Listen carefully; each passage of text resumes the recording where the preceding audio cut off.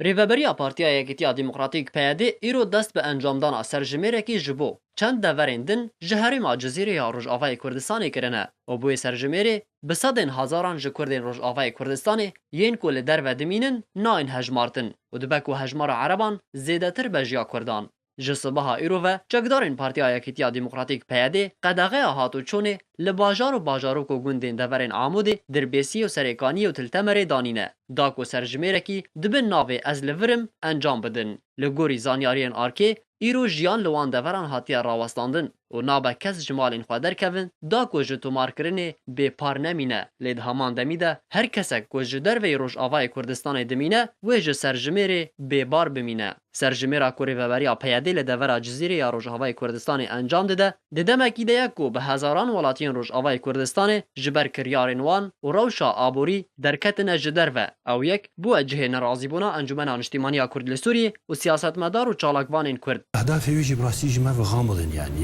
هوالانی پیدا و چما وی مسئله چیکن دوی زمانی دوی وقتی گونی و ملت ما بلکه جسادی پنجی ملت کرد لکردستان سوریا پنابر بونه جدر وی سوریا جدر وی کردستان سوریا چون برو ولات در دور سوریا دو چون برو با اروپا ده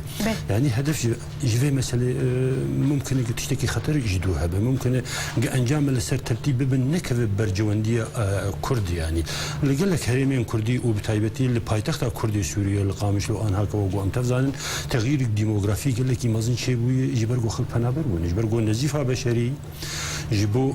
ممارسات پیاده جبو گلک تشتی دیتر Her li gor zanyariyên arkê ku di lîsteyên serjimêrê de netewa welatiyan nayê diyar kirin û tenê ol û zanyarî li ser malbatan tê tomar kirin. Her wiha navên Erebên Xemer yên ku rejêma Bees di salên heftiyan de veguhestine deverê tên tomar kirin bê ku tu cudahiyek di navbera wan û xelkê bi cih de hebe. Beriya çend rojan jî Rêveberiya PYD li navçeyên Tirbespî û Girkêlekê û Çilağê û Tilhemîs û Tilkoçer û Dêrgê ew serjimêr encam dabûn. Tê zanîn ku di sala 1962 de û li ser daxwaza Mihemed Taleb Hilal berpirsê leqê ewlehiya siyasî ya parêzgeha Hesekê serjimêrek ji bo devera Cizîrê ya Rojavayê Kurdistanê hatibû encamdan û tê de bi hezaran welatiyên Kurd bê nasnameman û piştî destpêka şoreşa Sûrî serokê rejêma Sûriyê Beşar el Esed biryara dayîna nasnameyê ji bo wan derxist. Lê taniha jî hejmarek ji wan hene bê nasname ne.